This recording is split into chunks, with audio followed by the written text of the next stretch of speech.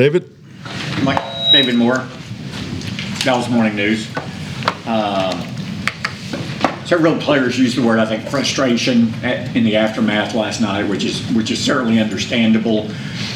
But how do you guard against frustration creeping in the farther away you get from the games, and how can that hurt what you want to do? I mean, definitely. I mean, clearly, I would say frustration's accurate. I think that's very natural, common post-game. And I think today is really the time that it starts. You know, you start your process. You know, the guys have been in through here. But, yeah, I don't see it being an issue at all of moving forward. So basically, you just address it by we get back to work. These are tasks. Definitely. Yeah, address it individually. You know, I think just like any time when you hit spots like this, there's more one-on-one conversations. You know, it really starts with the coaching staff. You know, that starts on the plane. Obviously, a very quiet plane ride home last night, and everybody was, pretty much dialed in, watching the tape and getting ready for this morning. So, we've had a chance to look at it. Frankly, we've started our process with Atlanta. Trying to stay on, not stay on schedule, but try to get on a schedule. But we definitely have to move forward. But yeah, I think it's clearly understandable that everybody last night was frustrated. Clarence Hill, All City, Dallas. I don't know if you heard or saw Trayvon Diggs come back out the locker room and address a media member. Do you talk to him about something like that, or specifically him about with his uniform on, still worried about what somebody's tweeting?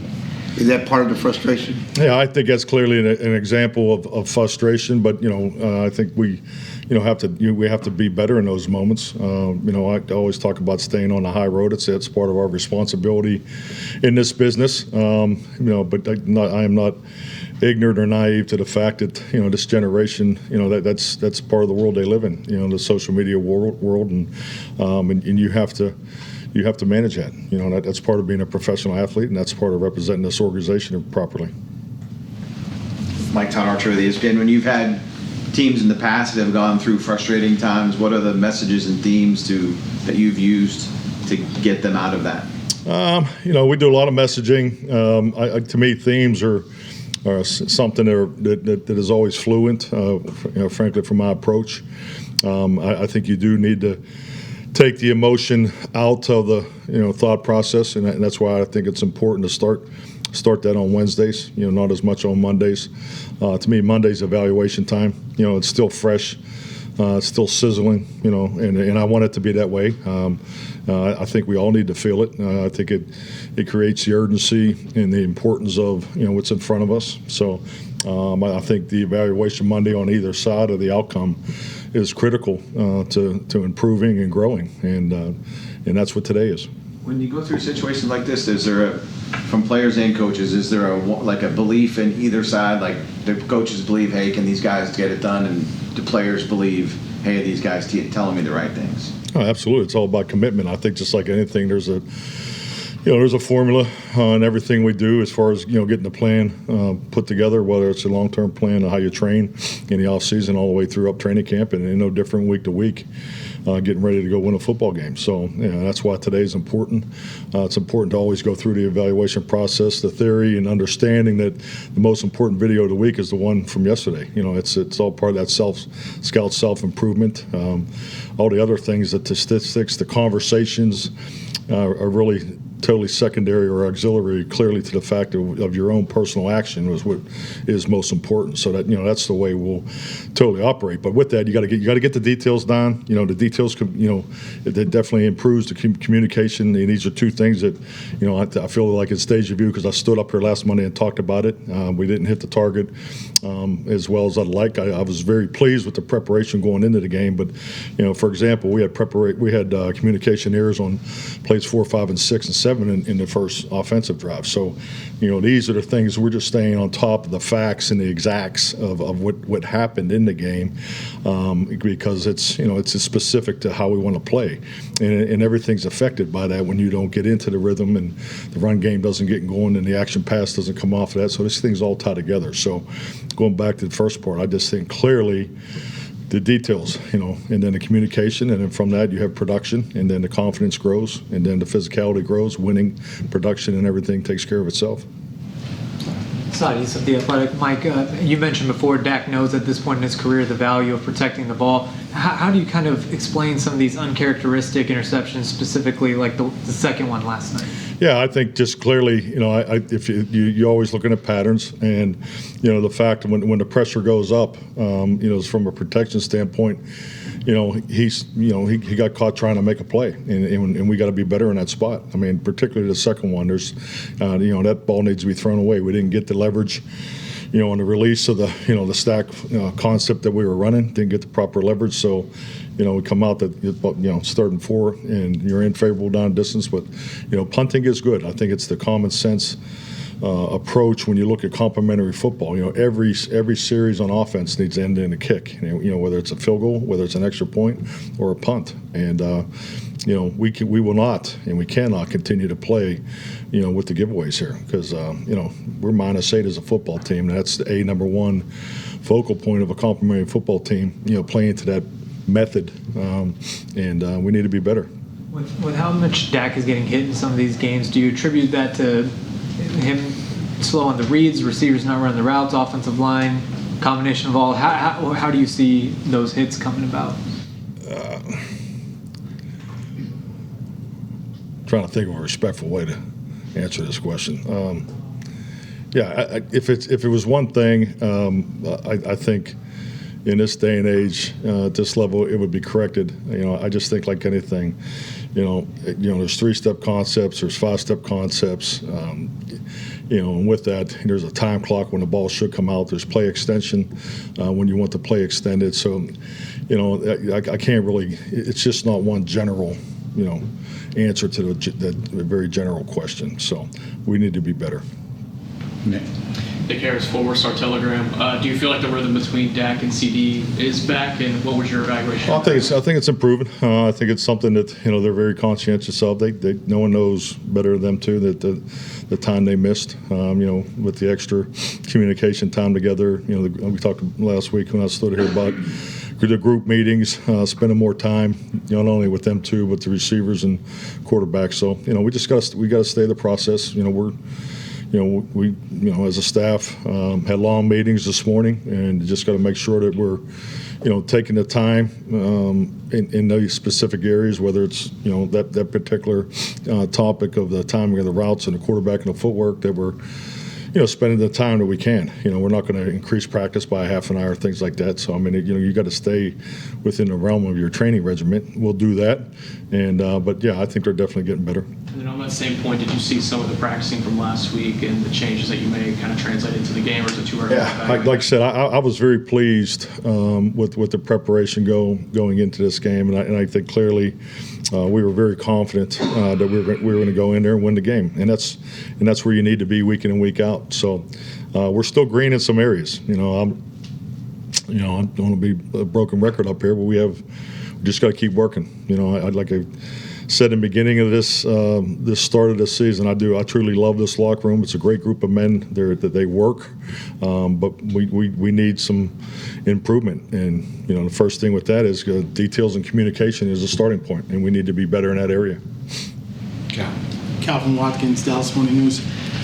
You talk about turnovers and plus minus, and you guys have always been on the positive side of that. How frustrating is it to see that you're not where you normally are in that area? Personally, I'm very frustrated. I think that's, if you want to be known for something as a football team, it's taking care of the football and taking it away. I think I know my experience in this league would reflect that. I quote Brian Schottenheimer, Marty Schottenheimer's probably turning over in his grave right now watching us play, being -8. So it's a focal point, but we can't change yesterday. We can only work on today and improve moving forward. And that's our mindset. We know how to do it. We've done it.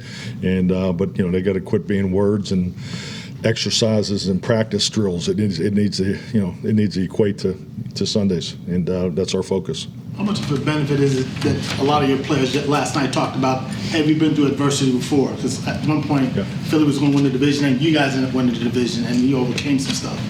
Yes, I think all these moments are really good. as you get through them, you don't want to be here, but there's such value to go through adversity moments. You learn so much about each other, but most importantly, you learn so much about yourself. It's the man in the mirror is the biggest challenge, and we all recognize that. So as long as we stay focused on that and deal with the responsibility that we have here, with the externals, and handle that professionally and properly, that's important. But yeah, this is the right mix of individuals. So I feel like we have that. Garrett Bodell, CBS Sports. Mike, Tyler Guyton's first game back since week 5. What did you see from his performance? I thought he played okay. We helped him a lot. So I mean, I think he's someone as a young player is part of that details and communication focus, and that starts with me. Because it's never just a player when things aren't as clean and clear. So we like I said, I felt very good about the tweaks and adjustments we made in the practice realm, but it didn't carry over. When we have those kind of mistakes in the first 15 plays, or the first calls that are well rehearsed, that's something we kicked ourselves in the ass today in the offensive staff meeting, because why is this happening? So we need to do a better job, and they need to do a better job. So, and we'll get to the bottom of it. Skyler Dixon with the AP. You said it just now a few minutes ago that you love this locker room. You said that several times this year. What Trayvon did last night, does that make you worry at all about your locker room? No, I think it's part of the frustration. I think it's a part of the frustration of the being part of a very competitive arena. One that like you always do, you prepare for. You have an expectation to win. I can't speak on his specific feelings at that moment, but once again, we do have a responsibility to represent the Cowboys, and we understand that. And I'm not probably the right person to talk about being in that position and what it feels like, but I do have children in their 20s, and in this generation, that's the world that they live in. So and it needs to be managed. Mike Edwarder, WFA. You've obviously existed now at the opposite end of the turnover margin spectrum from where you've been the last few years, especially. Is it more an issue in your mind of protecting the ball on offense, or is it a bigger taking it away on defense is a bigger factor? Well, I think it's bigger on taking care of it, because just like anything, if you take care of the football every single week, then you're never going to lose the turnover ratio. I mean, at worst it'd be 0-0. So you have to take care of it. But on the other side of it, our position, we keep track of not only takeaways but the takeaway opportunities. You got to first be in position to take away, and with that, that's where the energy and the footwork and in the proper angles, and when you talk about the pursuit and finish of the defense and your coverage units, that's how we train. So the opportunities need to go up. We can improve there, because as those opportunities go up, the takeaways go up. We executed takeaways at a higher level the last 3 years, but our opportunities are not far off of the last couple of years. So we're getting there, but we're not converting. So we just got to keep working. When you get guys like Micah and Land back, will that potentially make a significant difference? I mean, I think their individual statistics in that category speaks for themselves. Definitely they're impact players, and what Jerron accomplished last year, is was a best ever. So and obviously Micah is that impact pressure player, and they definitely will help. Babe Loffenberg, 105.3 The Fan. Mike, the recurring theme seems to be communication and getting better communication. How do you go about that? Well, I think like anything, it starts in the classroom.